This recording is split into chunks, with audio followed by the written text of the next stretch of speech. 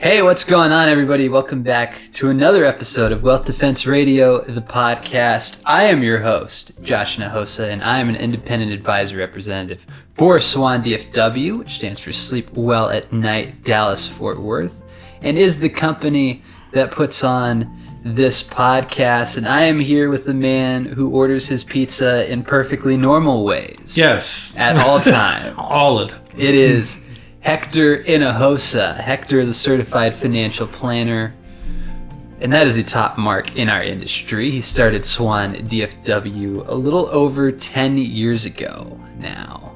Yeah, well, 11 years in January. Yep. Pretty amazing. Welcome. Thank you for joining us today. And if you listen to our podcast and like this, if you could like it and forward it, we'd appreciate it. We are beginning to gain a little momentum, and the more people that hear this, I think the better. And so do us a favor if you think this is worthy. And one more thing while I'm plugging things. We have a newsletter that goes out every couple of months, twice a month. If you'd like to get that, send us an email.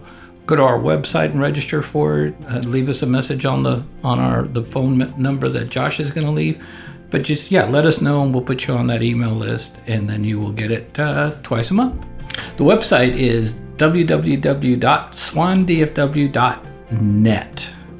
Like we cast a wide net for all of us that need financial planning but don't know we need it. There you go. Came up with that right on the spot. Yes.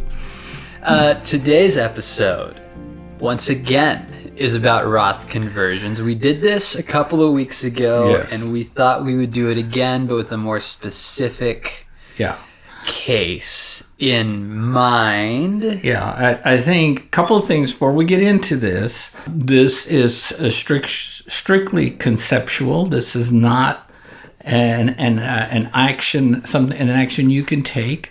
We need you to call us, and we will happy to run illustrations and you're not obligated to anything.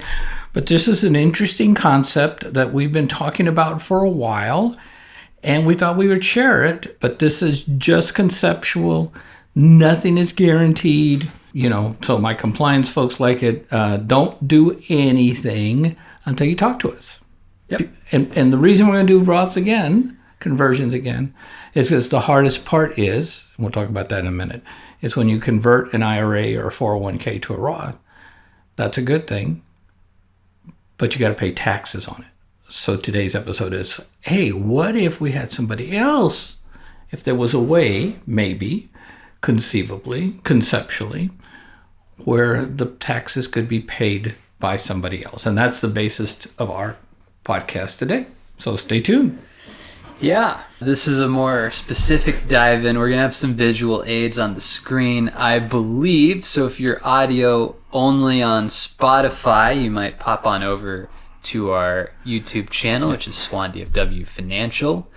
Or if you're pretty set on the audio only thing, just close your eyes and imagine there's a chart that makes a lot of sense. It's easier if you go to YouTube, I promise. Yeah, so before we get into any of that, haven't done this in a while, we have a funny news story. All right. This will make sense of the intro. Yeah. German police. Those Germans, man.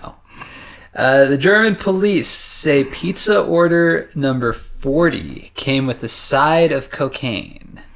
Always good for parties. It is. It's a great party thing. German police busted a pizzeria in a city in a name. It's named something I'm not even going to attempt to say. It's in Germany. Yeah, somewhere in Germany. In West Germany. And item number 40 on the menu was delivered with a side of cocaine if you went in and ordered. The criminal director, Michael Graff, not going to attempt the last name, said this was one of their best-selling pizzas. Gee, I wonder why. Yeah. So you had to call the pizzeria and say, hey, give me a number one pepperoni large with maybe a side order of whatever you salad. Oh, and throw in the number 40 special. Is that how they were doing it? It seems to be... Yes. It seems like you would just go in and say, I want a number 40. You would say the pizza type that you want. That was like pepperoni. Like a number 40 pepperoni. And you'd get the pizza that you want. Because eating's important. Sure. And you'd get the special side. Police raided his apartment. He threw the drugs out the window, apparently directly down into a group of police officers. Yeah, he obviously doesn't watch a lot of police TV here in America because everybody knows you have to flush them. You throw them down, there's police officers. Not encouraging, just doesn't see. This guy was having a really bad day on a lot of levels. Okay. Police didn't say how much the order cost. Yeah. Turns out that's private information. Yeah, $4 for the pizza, $8,000 for the 40 special. So there you go. I wonder if it was sprinkled on like Parmesan cheese. I doubt it. Or if it was... Yeah, I doubt it. But anyway. So... Before we get in trouble, let's move on. Uh-huh. So there's no great segue from... cocaine and pizza. To Roth, so... Well, maybe you will get high on this concept. Well, I doubt it, but we'll go with that. Okay. Let's dive into this. We're Okay. talking about Roth Conversions. Why don't you talk us through kind of what we're looking at? Why don't you talk us through the general idea again, maybe for people that haven't heard the last couple of episodes? All right. So basically what happens is we do a 401k at work, or we're funding IRAs, and you get a tax break on what we call traditional 401k or traditional IRA, and that means you don't pay taxes on the money today. So if you're making $20,000 a year and you put $2,000 in your IRA, you're only going to pay taxes on $18,000. That's a good thing. What they tell you, but we don't hear, is that you have to pay taxes, and you'll never pay taxes while it's in there until you take it out. And you can't take it out till you're 59 and a half without a penalty. When you take it out, then you're going to pay taxes on whatever you take out as ordinary income tax. And we don't know what the tax rates are going to be in the future. So that's one. And two, if you haven't started taking it out by age 73, they want the tax revenue. So they're going to force you to take a part of that, a piece of that IRA out. We call that a required minimum distribution. And you just got to take it out. You got to take it out. You got to pay taxes on it. Then you can reinvest it. You can do anything you want to with the money, but you got to take out that from the IRA. So because people are afraid of tax rates going up, especially with the debt that the United States has right now, many people want to lock in their tax rate today because we're still historically at pretty low tax rates. So you can take your IRA and you can convert it, or a part of it. So let's say that you take $20,000 out of a $100,000 IRA. When you take that $20,000, you got to pay taxes on that $20,000, and then you put that in a Roth. And the advantage now on a Roth is that money, the taxes have already been paid. There's no required minimum distribution, and when you take the money out, it's tax-free. So it's a great way to leave a legacy. It's a great way to have money, another bucket of money that you can get to and get the money out without having to think about taxes. So most people really like that. The stumbling block, does that make sense? You're looking at me like that. Okay. The stumbling block is, okay, if I take $20,000 and I'm in a 20% tax bracket, I owe $4,000 in taxes. If you're having to take it out of the same $20,000, which means you're only going to invest $16,000, still not a bad thing. Better if you have the $4,000 sitting somewhere else so you can invest the whole $20,000. So that's the concept. Yeah. When you take the money out, you got to pay taxes. Everything is great about a Roth conversion except that little thing called taxes. Yeah. Some would say that gets in the way of so many things. I know. I don't understand. When there's a challenge like this, insurance companies love to come up with different ways of trying to make it softer for people to do business with them. And so, two concepts we're going to show one back to back. The first one is usually when you buy an annuity, and we use annuities for a couple of different reasons.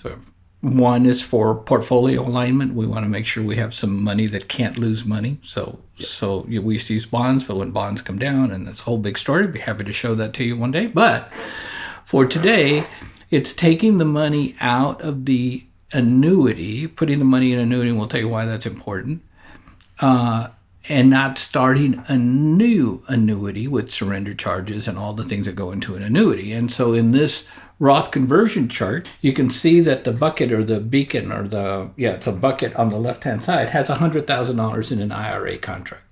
So we're going to open that annuity, and that's in step one. $100,000 now sits in the IRA, in the traditional IRA, and zero sits in the mirror product, the Roth. In the first year, and this will be converted over 5 years, so the second step is, in the first year, you can see that $20,000 comes out of the original annuity and flows into the Roth annuity, okay? Mm-hmm. And so we'll talk about taxes here in a minute. And so that's in step two, and then and then that happens in year 2, 3, 4, and then you can see in what we have number 3 here is that by the 5th year, we've now taken the last $20,000 out of the original contract. So now the original contract has zero in it, but the mirrored Roth IRA contract has $100,000. So over a 5-year period, we roll the money into a traditional IRA, say a 401k or an IRA. We rolled it into a IRA funded by a fixed index annuity. And then internally, they are moving money over 5 years to get all the money out of the traditional and moved into the Roth. And so at the end of 5 years, you have $100,000 in Roth money that is now tax-free. Yeah, I think so. The basic, to say what he just said in 2 minutes, in 20 seconds. Are you saying I'm long-winded, sir? Nah, no one has ever accused you. You have 100,000, you're moving a fifth of it every year to a contract that is identical except for it is a Roth. So right. The original one is just a normal IRA. There is, I guess we'll call it a twin that's a Roth. Mirror. And we are moving a fifth of the money over until the original one is empty and the Roth has all the money. Yeah. And the advantage to that is that you're not having to open 2 different contracts with 2 different sets of surrender charges, because a surrender charge is how an insurance company ensures the money stays in there. And you can see in 3A, with just a 5% assumed rate of return, again, not guaranteed. None of this is guaranteed. This is all conceptual. We want to make sure you understand that. But if it earned just 5% in that Roth, now that $100,000 has become $127,000 over the period of 5 years. So it's a real neat, simple way of moving, of pulling the trigger, and it's just happening automatically. That's the basic. So you may have a question like, okay, but what about the taxes? Well, yeah, so this individual was paying taxes with other money, maybe money in his checking account or a non-qualified brokerage account or something, and he was paying about roughly at 20%, assumed 20%, about $4,000 in taxes. So this concept just shows how the money flows from one annuity contract to another.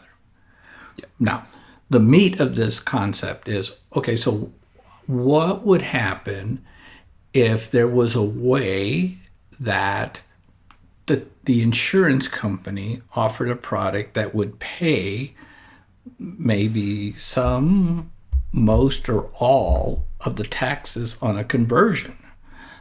I don't know what you would say, but I'd say, tell me more. Yeah. And so we're going to tell you more. And I'm going to say it in like 7 or 8 minutes, and then my son will recap it in 2. So in this illustration, this is a 60-year-old that has $500,000 in an IRA or in a 401k. And he wants to convert that money over a period of 10 years. So what you're seeing on this conversion chart in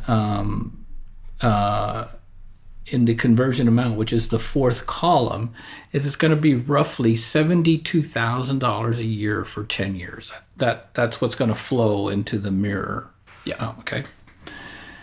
The taxes on that 72,000 is going to be roughly 17,000. Okay. And it's going to be 17,000 for 10 years. But if you see at the very beginning, what has happened to that $500,000 is that there has been a bonus paid of 18%. So we're starting his account with $590,000. Yeah. And that's going to be the money we're going to use to pay that $17,000. Most of that $17,000, because that money's going to earn interest. And so, as you can see in this chart, with an assumed rate of return of 4%, again, not guaranteed, none of this is, everything is conceptual. We take that $17,000 in tax every year, and then we end up at the end of 10 years with 600. We started with 500,000.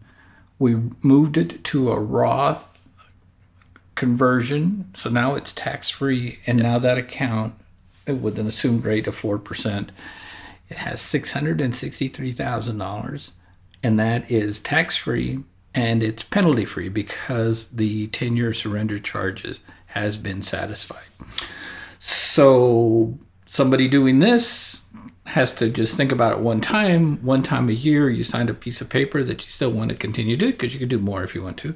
Yeah. But this way you get all the money out of the IRA and into the Roth, and the insurance company has to help you pay for a big chunk of that tax bill, which at 20% would have been about $100,000 if you'd have just done it up front. Yeah. So really it lets you control when you're paying your taxes. Right. And to a certain extent, what rate you're paying. Because you don't have to take the same amount every year, it feels like. So you can take more if there's wiggle room to the next tax bracket, or you can take less if you don't want to bump into the next. So all of this is flexible. Very flexible. Yeah, and for entrepreneurs, people that own their own businesses, some years you make way more money, and if you took $70,000 on top of that, then you would bump into a much higher tax bracket. So maybe in that year you say, maybe I take less. Yeah. Some years we don't make any money, and maybe in that year that's a bad thing for my pocketbook, but a good thing for a Roth conversion. Yeah. And so maybe we take more money. And so you've not lost any of your flexibility, but you're doing it in a way. And then again, when you end this, you end with 600,000 plus, no taxes due anymore, and no surrender charges. So you can do anything you want to with the money. So, yeah. So again, purely conceptual. I know that my compliance people will look at this thing 4 or 5 times.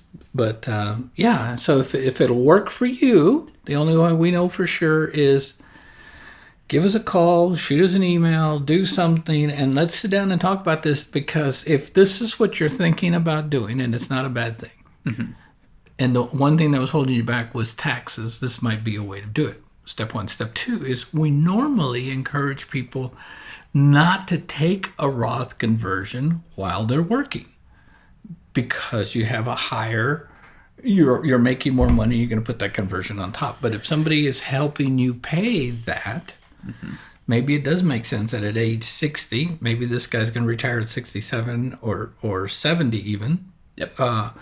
So when he gets to retirement age, now that 600,000 plus is all tax-free. It's already done the work for him. He doesn't have to wait. Yeah. A couple of side notes we'll say on the chart that has been on the screen either the whole time or periodically. It doesn't need to be as much as $500,000 put into this. This was just kind of arbitrarily a number we pulled out of thin air for the purpose of this example. You don't necessarily need to be 60 years old to do this. But if you're younger and you have more, it might make even more sense. So if you had a couple of $1 million, you never want to put all your money in one. You never want to put all your money in one basket, right? You never want to put all your eggs in one basket. So if you had $2 or $3 million and you wanted to do this with $1 million, man, that would make a lot of sense, because now you'd have, by the time you retire, $1 million in tax-free money. Yep. The years to convert, also pulled out of thin air. Doesn't need to be over 10 years. Correct. It can be over less amount or more amount. All of this is very flexible. What you're looking at on the screen, just because we needed a visual aid, is numbers we kind of pulled out of thin air, but all of it can be tailored to your plan specifically. Yeah. And how much to put in an annuity and all of that, that goes back to a financial plan. So this is one part of a whole plan. Potentially. But it's something worth exploring. Is it going to work for everybody? No. Is everybody who looks at this going to do it? I don't think so. But there's going to be people that look at this and go, hey, I like this. And for those people, we're right here. Yep. You can give us a call at 888-SWAN-DFW. That's 888-792-6339. You call that number, you get us. Or we have an email address, and that email address is info@swandfw.net. That's info, like short for information, at swandfw.net. Both of those will be on the screen if you're watching, and they'll be in the description if you're listening on Spotify, and they'll be in the description on YouTube.